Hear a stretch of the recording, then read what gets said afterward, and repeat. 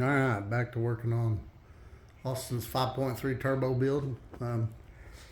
LS acceleration missed our rear cover gasket, so we had to order another one of those. Plus, we found out that Austin's motor mounts are shot. The motor mounts were shot, and even the transmission cross member mount was shot. He replaced that a long time ago, but we bought some of those BTR solid motor mounts. They're only like $60. So we're going to have to lift it back off there, take the motor mounts off, which it's better to have solid motor mounts for what we're doing anyway. So, Power. and we did replace the dog bone inside there. And that seal goes on dry. I guess you're supposed to, that don't make no sense to me, but whatever. Everybody says put it on dry. And that dog bone that's over in that little hole, there's a plastic little plug-like thing that sticks in there. And we just screwed a self-tapping screw in it and pulled on it with a pair of pliers to pull it out. And then we lubed the other one up and stuck it in there. And now we're just sticking the rear cover on. I usually like to put the rear cover and the front cover on, then put the oil pan on, just to make sure everything's nice and flat. But there's two bottom bolts in the pan on the front and the back that cinch all that down. So I don't know. Send it. Oh yeah, and BMR motor mounts, solid motor mounts, gonna look good up in here. That you'll never see, like you said. You never see them. Austin said, "What color did you go with?" Red. You don't never see them. He said, "What'd you say?" The thought that counts. Thought that counts. He said. But we almost ripped some oil lines apart here, lifting the motor up. We wasn't thinking. We're good though. Austin saw it before we went too far. Yeah, but that's just lines, easily replaceable. Still. All right, we got the. We stabbed the torque converter 3 clicks, and then we threw it up there and put the bolts on. We put the flex plate on first. Hopefully we didn't have the torque converter out too long, or it would have went bad. If you guys are familiar with that joke running around on one of the Facebook groups, the guy said his torque converter went bad because Texas Speed messed up his... Quit picking, Marshall. I don't know how it went, but it's pretty funny. I read it, I just don't remember.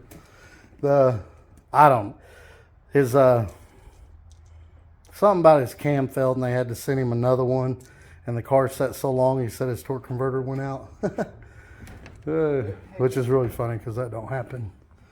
Unless you set it in the rain or something, it gets a bunch of rough. Set it in the rain, dry, and a bunch of, I don't know. Yeah, that don't happen. But anyway, that's all in there. And I guess now you can put that other exhaust on. You can put your water steam port on. Put your missing one. oil pressure sensor in there. It's over there. Where? It's on the table with the 5/8 wrench. You gonna try to slide under there and get them? That's gonna be fun. He's gonna try to slide under there and put the torque converter bolts in. It won't be that bad. Actually, you have to go through that hole, so When the starter hole. Then you can put the starter back on once you get that on there. What's the game plan?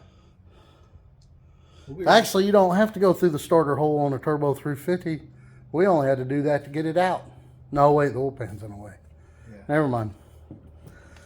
Never mind, you do have to go through the starter hole. You remember doing this bull crap? Yeah, I remember doing it on the 4L60E. You had to go through the starter bolt hole because the bell housing. Yeah. Oil pan sits too low in the back and too close. Oil pan don't sit that close on a small block Chevy. We can probably get a couple more boards in there. That's what I was thinking, yeah. There's a couple more over there. Here, I'll go get them. But we're getting her. All right. We got the knock sensors in it. We got the knock sensor harness in it. We put the steam port top on. We put the intake down. We never took the fuel rails off of it. We wound up having to take this back off, but we had it all the spark plugs and spark plug wires. Now I'm missing a spark plug wire for some reason. Might try to find it. But we couldn't find a fire ring to fit in his wastegate, so he's welding my flanges on, and he's going to use my wastegates. And he's going to buy me some more. That's where we're at. We was hoping to stab it today, but I don't think we're going to be able to. Hey, don't think like that. But we can try it. 'Cause it's ready to stab. I mean, everything's on it. Hang the turbo back on it. Once he gets done welding that, then he'll have some, he's wanting to race with Chris. We're going to have to go all the way down to London, where I borrowed a trailer off my buddy. London's about an hour and a half from us. So we're going to drive down there and race, because Kentucky Dragway was supposed to have test and tune on the 18th, but a race on the 3rd got stormed out, or whatever day that storm hit. It messed up that whole weekend. They did a test and tune that Sunday, but they canceled the Saturday race or something like that. I forgot. Test and tune was supposed to be Friday, and then they canceled the opening bracket race. So they moved the bracket race all the way to the 18th, and there was just supposed to be test and tune on the 18th. But now there's no test and tune and just the bracket race. And we want to see how fast the 300 shot's going to go on the Trans Am. I mean, that's, you know, the whole purpose Christopher wanted to come up here and do. But Austin's trying to get his ready so he can race with him. Not compete, just race.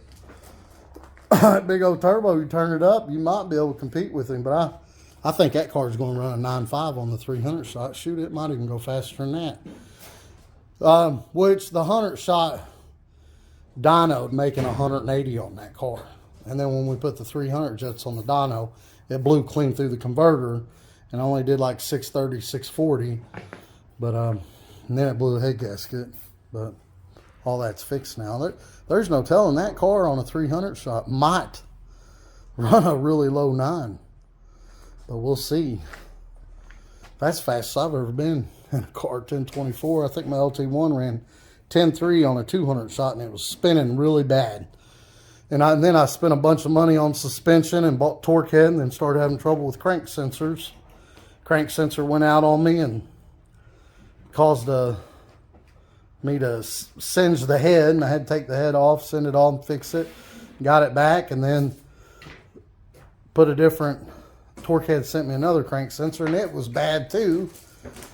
So then I put a good crank sensor in it, and then did the turbo 400 swap over the winter, and then blowed it up testing it on the highway. But my car would have ran at least a 9.9 on a 200 shot, but Chris's might run low, it might run low 9s. I think it'll run a mid-9 for sure. But, God damn, Brian, everybody's just nuts. been a long process on Christopher's car. When Christopher first built that car, he asked me, what should I do for the cam, compression, this, that, and the other. And, I asked him, I said, do you want to drive it on the gas with drive it on the street with pump gas? And he's like, yeah. So we went 11.1 compression and went about the biggest cam that I'd feel comfortable driving on the street with. And now he's switched gears. He wants to do no prep. So the nitrous, nitrous, the motor has to suck the nitrous in. I mean, it blows in there pretty hard, but still the motor's got to be able to suck it in. So usually on most builds I see, it only suck in about 75% of what the motor is making. So that motor is making 400 at the wheel. So about 700 is about the max nitrous is going to go. See, with a turbo or supercharger, it don't care. It just blows it through there.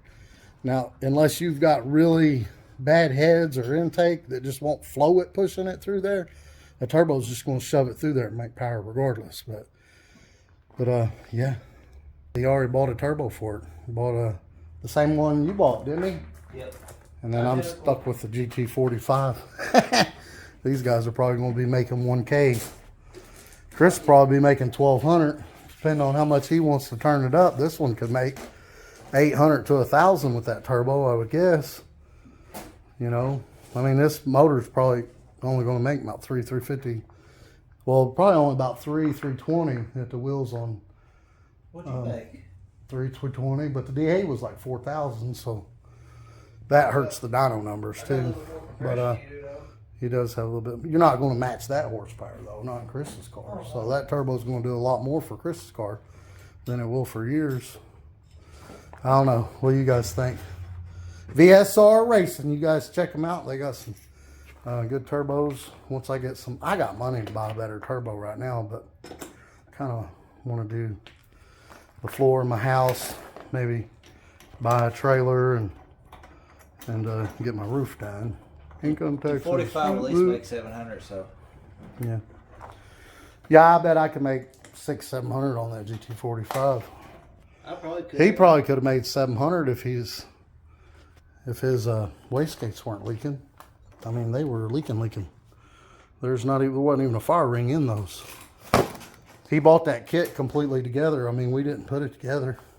We didn't take it apart. Huh? We didn't take it apart, or we just stuck it on the car. And we didn't know those were like that. And that, I don't even know how he made. What'd you make? 580? 593. 590. I don't even know how he did that with Skill. with that much air just shooting right through the dump pipe. I have no idea. The dog's wanting to play fetch constantly. He's really hyper today. But yeah, we're about to get her. All right, so we had to take the wastegates back apart. We're putting both springs back in it because he wants to run 14 to 28 pounds.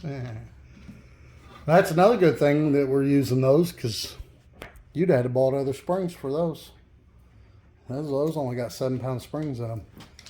I might just take those from him and buy the flanges and the correct fire ring, valve seat, whatever for it. So we had to basically take all that off. Turbo and manifolds and all. And weld the wastegate flanges on there because they're V-band. We just welded them down in the hole. Or Austin did. And it rained us out, so we was going to go ahead and put the motor in, but it rained us out, so we're just going to go ahead and make the dump pipe right there. So this turbo's a 5-inch. So what we're going to do is we're going to go 5-inch to back to his 4-inch, and like he did before, just straight down. And hopefully we'll get this thing stabbed tomorrow.